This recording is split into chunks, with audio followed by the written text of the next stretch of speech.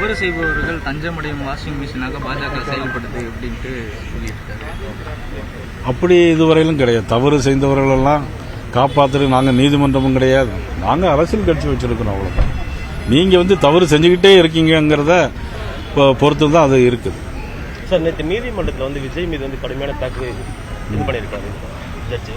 அதை பற்றி என்ன சார் சொல்லுங்க? முக்கியமாக தலைமை பண்பே விஜய்க்கு இல்லை அப்படின்னு. இல்லை, நீதிமன்ற கருத்துக்கு நாம் அதை பதில் கருத்தெல்லாம் சொல்ல முடியாது. ஏன்னா அது சரியாக இருக்காது. அது வேணால் நீதிமன்ற அவமதிப்பு மாதிரி வந்துடும்.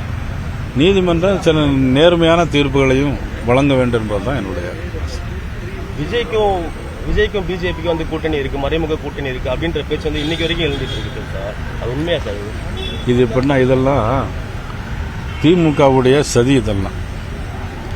ஏன்னா இன்னைக்கு திமுக மக்களுடைய வெகுஜன விரோதியா மாறி இருக்கு. மக்களுடைய நன்மதிப்பை பெரிதும் இழந்திருக்கு.